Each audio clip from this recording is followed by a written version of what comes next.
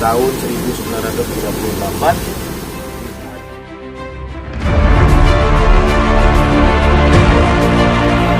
Ada unsur dari makhluk gaib yang ikut campur dalam saat proses pembuatan jembatan ini, karena tuntutan dari masyarakat ada korban perkosaan, banyak pemuda yang mabuk-mabukan di sini. Sebenarnya jangan berbuat buruk, ya, seperti yang menghadirkan dari masyarakat, seperti dari perkosaan atau apa. Hargai alam. Jangan lupa subscribe ya, dan subscribe tombol.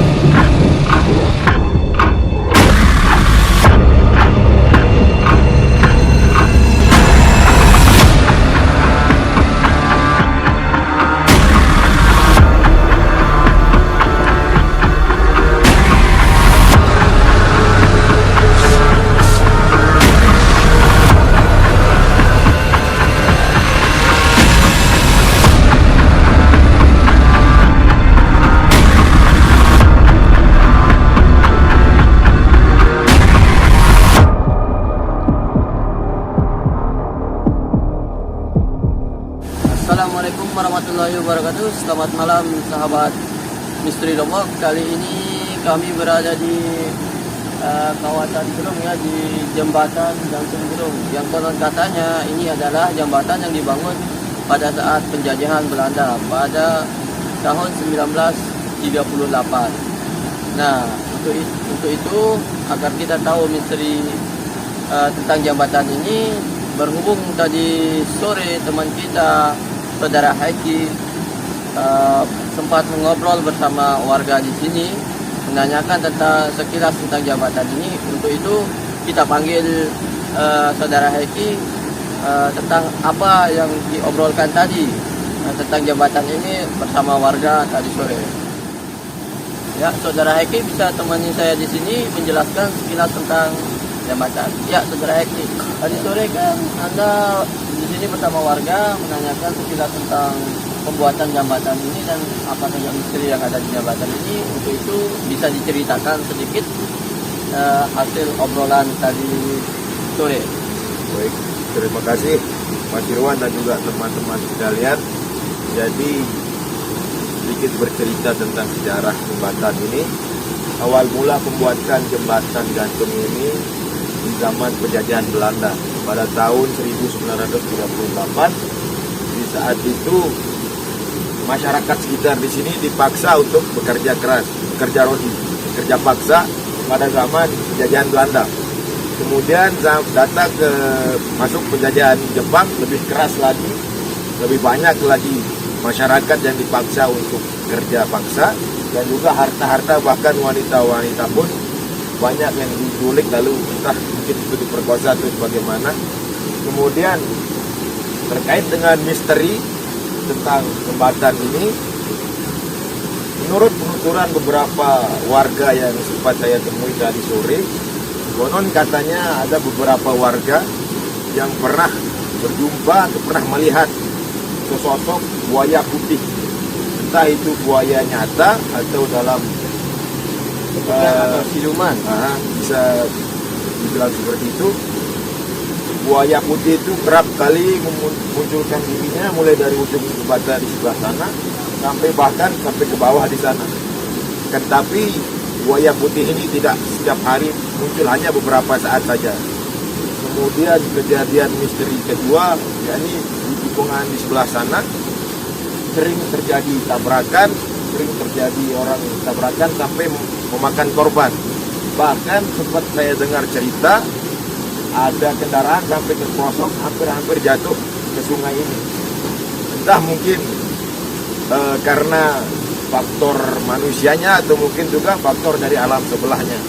Tapi juga menurut beberapa orang yang sering lewat malam di sini, tikungan ini seperti tidak terlihat sama sekali ada tikungan di sini, sehingga mungkin itu salah satu penyebabnya sering terjadi kecelakaan di sekitar area jembatan gantung ini.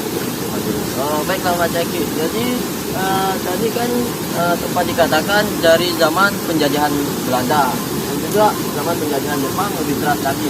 Apakah pada saat zaman penjajahan Belanda jembatan ini belum jadi seutuhnya atau penjajahan Jepang dilanjutkan lagi? Ya, baik, menurut penuturan warga sekitar bahwa zaman penjajahan Belanda baru dijadikan setengahnya, kemudian dilanjutkan lagi di zaman penjajahan Jepang.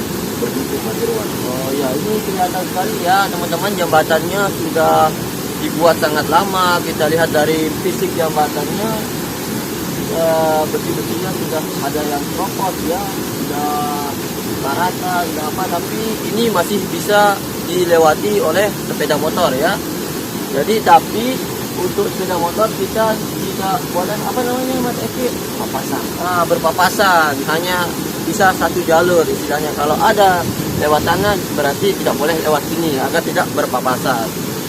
Mungkin hanya itu dulu. Nah, untuk misterinya tentang jembatan tadi ada buaya putih atau hal-hal mistis lainnya, nanti kita panggilkan teman saya Mas Diki untuk kita menanyakan kepada beliau apa saja yang dia rasakan dan hal-hal mistis yang ada di jembatan ini. Untuk itu tetap bersama kami di Misteri Lombok.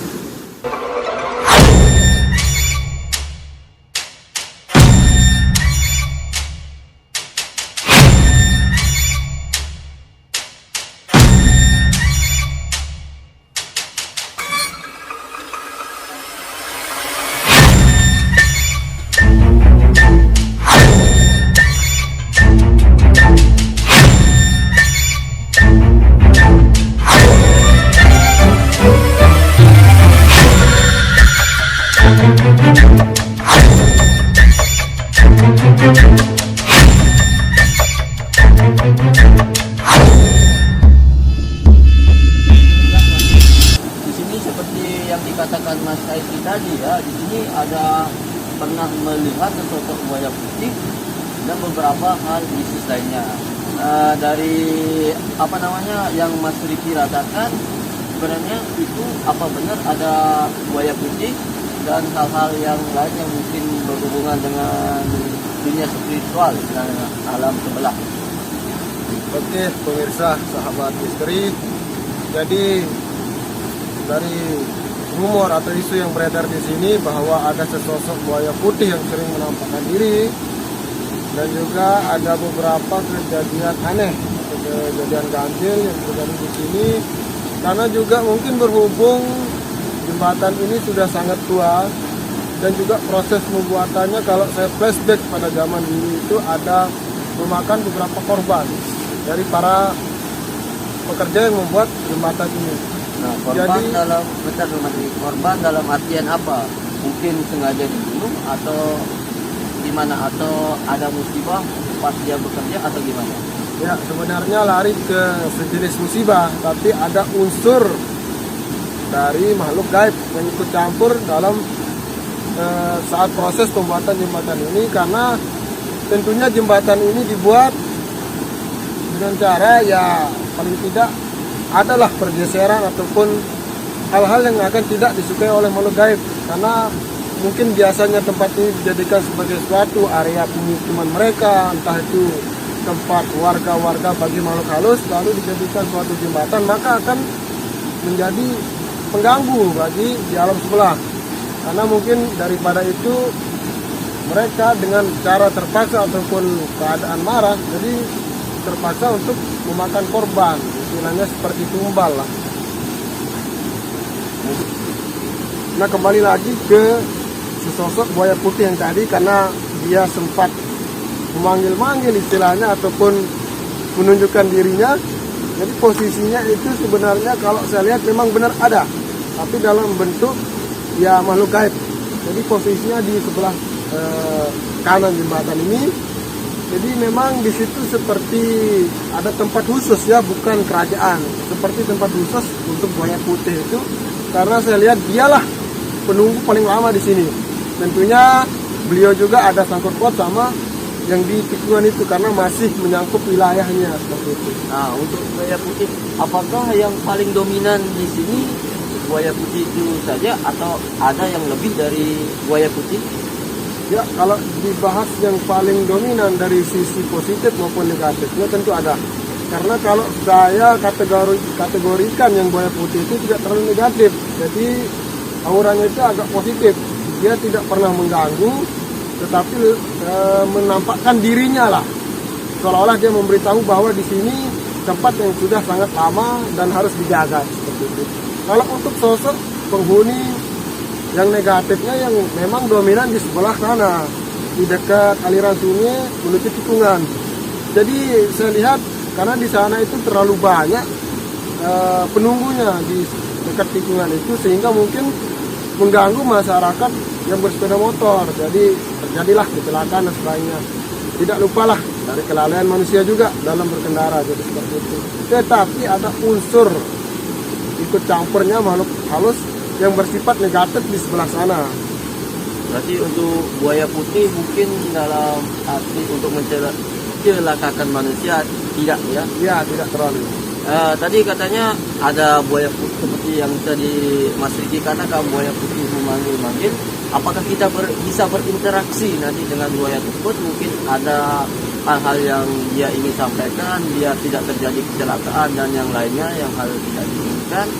Ya, jadi saya akan coba untuk ngomong secara baik-baik. Kalau beliau mau menyampaikan sesuatu, maka kita akan adakan mediumisasi. Kalau memang beliau hanya sekedar ingin memberikan amanah, tapi tidak ingin masuk ataupun menunjukkan eksistensinya, ya mungkin kita lihat ke depan seperti apa. Oh, jadi untuk itu kita melakukan mediumisasi lah sedikit. Ya, mediumisasi ini teman-teman artinya kita berinteraksi dengan makhluk gaib melalui tubuh manusia ya. Sebagai jembatan komunikasi. Sebagai jembatan komunikasi. Jadi Mas, mediumisasi sama orang kesurupan itu sangat beda. Beda. Antara 10 sampai 100 itu beda. Kalau mediumisasi itu antara sadar dan tidak sadar, tergantung dari energi yang dimasukkan. Karena itu adalah sebagai penghubung. Kalau orang kesurupan, ya kemungkinan 90%-nya itu tidak sadar. Karena badannya dikuasai secara paksa. Jadi seperti itu. Oh, berarti pada saat mediumisasi juga kita akan mengawasi kan? Iya, tetap. Jadi tidak bisa dilakukan oleh sembarang orang. Ya. Untuk itu biar mempersingkat waktu, bisa kita mediumisasi sekarang. Ya, coba kita akan melakukan pemanggilan saja. Ya, untuk itu teman-teman jangan kemana-mana, tetap bersama kami di Pemburu Misteri, karena setelah ini kita akan melakukan mediumisasi untuk berkomunikasi dengan buaya putih tersebut. Baiklah sahabat Misteri Lombok, seperti yang kita katakan tadi, ada sesosok buaya putih ingin memberikan pesan atau seperti memanggil-manggil ya Mas Riki ya. Nah, untuk itu kita sudah ada mediator kita, Mas Haiki. Untuk itu kita gunakan bermediumisasi dengan buaya putih tersebut dan dengan bantuan oleh Mas Riki. Ayo bisa kita laksanakan. Itu aja Mas Riki biar santai. Nah, baiklah ini kita akan mulai proses mediumisasi. Saudara Haiki dan juga Riki ya. Mediumisasi adalah proses interaksi ya, kita menggunakan Mas Haiki dengan memasukkan buaya putih. Baiklah teman-teman, kita sudah mulai ya. Ini tadi yang dimaksud apa ini? Apa benar? Ini adalah bisa teman-teman lihat yang punya kelebihan. Inilah sosok buaya putih. Sebenarnya dia itu bukan seperti buaya putih sih, tapi dulunya itu saya lihat seperti seorang manusia. Oh iya, karena gayanya saja ini kan tidak, biasanya kan kalau kita masukkan buaya pasti gayanya seperti buaya ya. Ya, tidak semuanya seperti itu.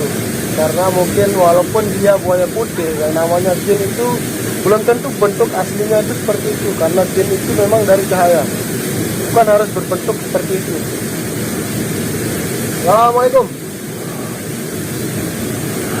Harap pesan-pesan apa yang sampean yuk masyarakat yang melintas di area jembatan maupun warga-warga sekitar.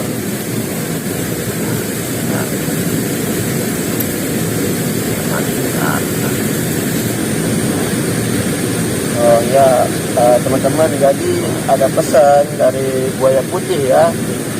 Dalam bahasa Indonesia dia bilang penyebab kecelakaan tidak semua dari alam daerah ya, karena memang ada faktor kelalaian dari manusia dan hal-hal lainnya, mungkin sedang mabuk-mabukan berkendara atau apa ya, jadi seperti itu. Dan untuk lewat ke sini jadi jangan sembarangan seperti itu, artinya misalnya baca doa atau apa agar lebih Diingat dengan kondisi jembatan yang kecil. ya. Jadi apa lagi pesan-pesan mungkin, karena saya dengar cerita dari masyarakat ada korban pemerkosaan, banyak pemuda yang mabuk-mabukan di sini. Menurut beliau itu bagaimana? Apakah ada pesan moral untuk mereka semua agar mereka berhenti melakukan hal-hal yang tidak baik ini?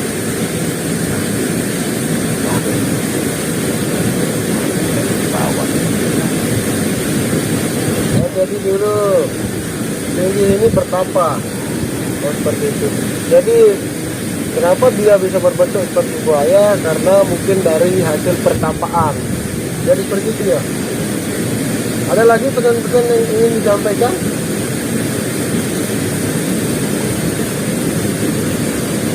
Jadi pesannya jangan istilahnya berbuat buruk di sini ya, kan seperti yang dengan cerita dari masyarakat seperti dari pemerkosaan atau apa. Hargai alam Ya, sekitar. Jangan karena buang kita sampah sembarangan. hidup berdampingan seperti Ya. itu ya, karena tidak suka juga dengan hal-hal itu, karena yang auranya positif pasti tidak suka dengan hal-hal keburukan seperti itu. Oke Mas Irwan dan pemirsa, karena berhubung kondisinya tidak mendukung, gerimis dan tadi sempat hujan, kita sudah mendapatkan poin-poin pesan dari si beliau ini. Jadi mungkin kita langsung akhiri saja. Alhamdulillah kita sudah dapat materi poin-poin dari beliau ini, dan kita banyak ucap terima kasih kepada beliau. Jadi pesan untuk semua orang, jagalah kebersihan, jaga alam, jangan melakukan hal-hal yang buruk. Itu jangan buang sampah ke sungai karena itu akan mencemari air. Dan Hanya dampak buruk untuk Manusia. makhluk lain ya, Ya. kalau manusia juga kena dampaknya seperti banjir atau apa seperti itu. Karena kita harus tetap berpikir positif ya. Assalamualaikum.